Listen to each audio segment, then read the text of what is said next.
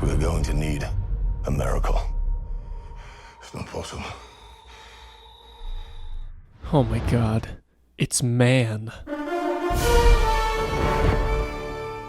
Avengers Doomsday is the fifth installment in the Avengers series of films in the Marvel Cinematic Universe, totaling out to 39 films. And no, I did not misspeak. 39. There are nearly 40 films in the MCU at this point, and I'm not even counting the TV shows and one-shot specials. With such an expansive catalog of projects, you'd think that this universe is currently thriving, and to a certain degree it still is. But it's not thriving on the same level it once was, specifically around the release of the previous two Avengers films, Infinity War and Endgame, which ended Marvel's third phase back in 2019. So why is that? Why now is the MCU so desperately clutching at a success that once came so easily? And more importantly, why does this hype for the next Avengers film feel so lackluster? So much is riding on the success of Avengers Doomsday that Kevin Feige and company are feeling right about now. With an estimated budget of $400 million, it seems like Marvel is putting all of their eggs into this one basket. With the first official trailer recently releasing, I can't help but feel nothing.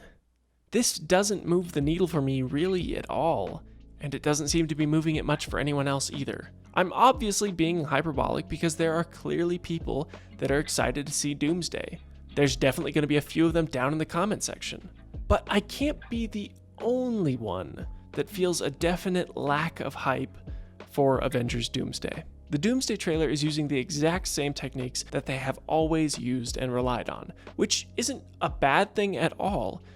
They use them because they're effective. Returning characters from other films mogging and looking forlorn past the camera, the Avengers theme swelling in the background.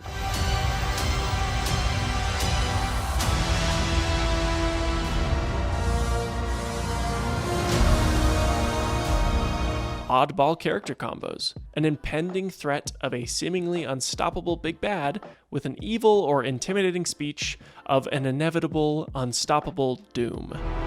In time, you will know what it's like to lose. Something's coming, something we may not be able to deter. We've seen it all before. Comparing the way this trailer made me feel versus the way the Infinity War trailer made me feel is night and day. I rewatched the Infinity War trailer over and over again, and each time it hit hard. It still hits hard. Engage all defenses and get this man a shield. Which leads me back to Doomsday. Why is a movie formulated in the exact same lab of creation not having the same desired effect? So, it's no secret that Marvel has been in somewhat of a rut as of late. Films that easily would have broken $1 billion around the late 2010s are now struggling to even make their money back. A lot of this is due to the previous success of the last Avengers films. I mean, the answer is already in the title. They called it Avengers Endgame. Endgame. Success on this scale had only been seen by a small portion of other franchises, and it's because Marvel had put in the work. 11 long years of it. Infinity War and Endgame were the culmination of the entirety of the Marvel Cinematic Universe. When it was all said and done, and we defeated the threat that they'd been building quietly in the background for years, and we said goodbye to some of our favorite characters, many fans took that as their opportunity to finally jump off the Marvel train. But to exist as a film franchise today, especially one as successful as the Marvel Cinematic Universe, you can never take your foot off of the gas. And so they didn't. As soon as the Infinity Saga had wrapped up, the output from Marvel Studios did not slow down. It multiplied. With the addition of TV shows and one-shots flooding onto Disney+, there was no longer a wait for a new Marvel project. Every few months something else came out, and it just became too much. Speaking from my own personal experience, I stopped watching everything out of Marvel around the release of Moon Knight. There was simply too much content. And that is precisely what it felt like. Content. Watching Marvel shows and movies no longer became an exciting part of the year to look forward to.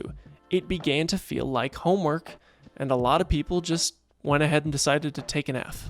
When there are this many shows and movies coming out, and half of them are mediocre to bad, it is no longer worth the time commitment when the payoff has been non-existent. This so-called multiverse saga had been building to another Avengers film ever since the climax of Endgame. Now, were those results effective? No.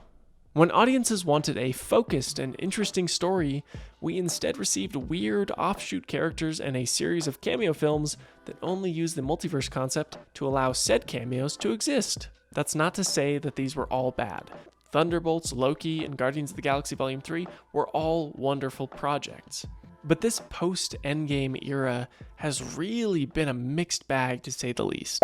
And in the smack dab center of this entire multiverse saga was the brand new big bad of the Marvel Cinematic Universe, Kang the Conqueror.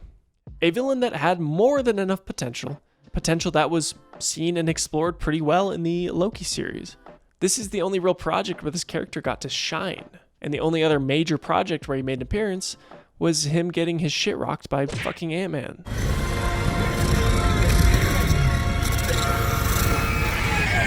Imagine if before Infinity War, let's say during Thor Ragnarok, Thanos was a villain in that, and Thor just 1v1 beat the shit out of him.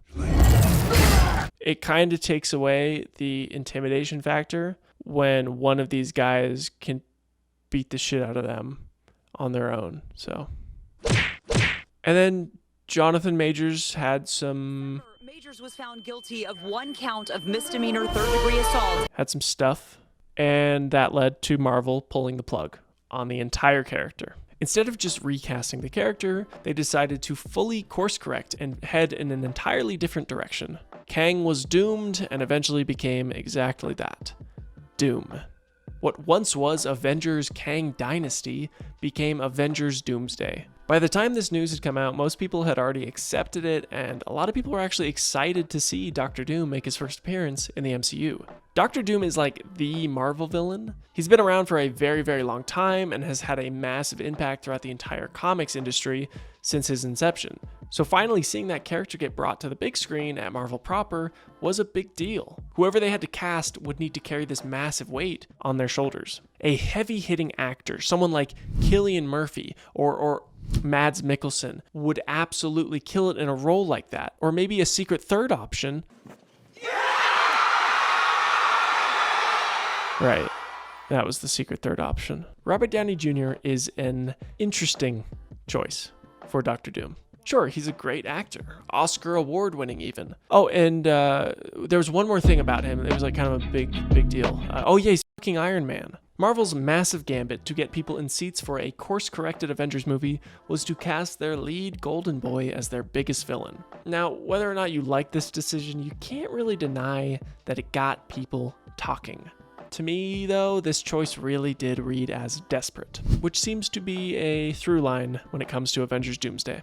In addition to RDJ coming back, we also have the return of Steve Rogers and Thor, plus Shang-Chi, the new Avengers / Thunderbolts, Captain America, Black Panther, M'Baku, Fantastic Four, and Ant-Man. What, not enough for you? Okay, don't worry. We're going to bring back the other movie universes in here to fill out the roster. Here's Professor X, Magneto, Cyclops, Gambit, Nightcrawler, Mystique, and Beast. So I know I'm reading this out like it's a bad thing, but it's not really as much as a criticism to have a cast this big with this many heavy hitters, especially with Doomsday clearly being a multiversal event film. But it's just that a lot of the creative decisions surrounding Doomsday feels designed in a lab to lather people up with a heavy layer of nostalgia from the Infinity Saga and previous universe Marvel alum as nothing more than a way to get butts in seats. Even the idea of bringing back the Russo brothers as directors, who previously directed Infinity War and Endgame, adds to this theme of attempting to recreate a success that Marvel once had. Marvel has missed out on access to IMAX screens this year due to the Odyssey and Dune Part 3 stealing all of their slots, deservedly. To make up for this, they announced Infinity Vision, a new format that does something.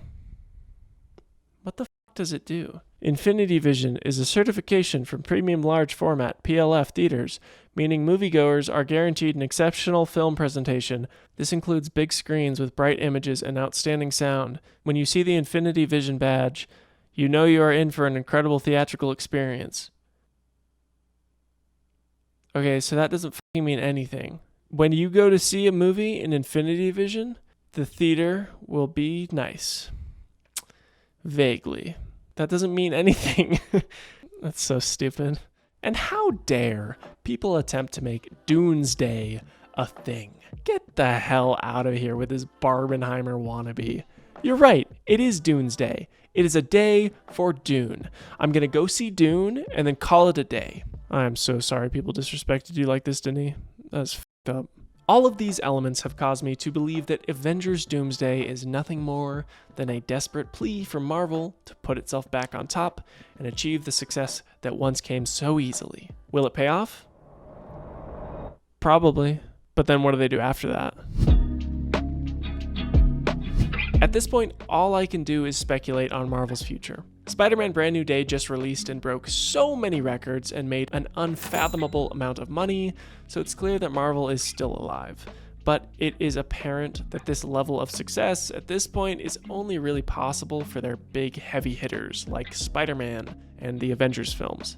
I am sure that Doomsday will go on to make at least another $1 billion for Marvel, and then they'll probably do it again with Secret Wars the year after, and they are still continuing to greenlight new projects and sequels with no real sign of stopping, and to be honest, that's really just fine by me. My point really boils down to this. When the main reason I'm going to see your massive superhero culmination event is to just see what the hell it ends up being, then you might have gone astray.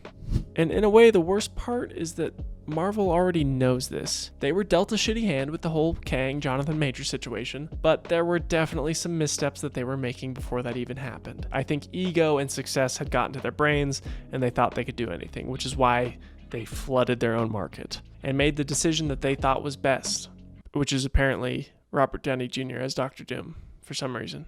Thank you all so much for watching this video. If you enjoyed it, please leave a like, subscribe, share this video with your grandmother. I am sure she will love it. And are you excited for Avengers Doomsday? I do not want to yuck your yum. If you are excited, please tell me why. I would love to be excited, and I am not going into this movie hoping to dislike it. I am just not even cautiously optimistic. I am just cautious because of how much of a disaster it has sounded like, and I just don't feel that excitement that I once felt that I would love to feel. Maybe it comes out and I love it. Who knows? I am always going into movies with open minds, and I hope that I do love it. But thank you all for watching, and I will see you next time.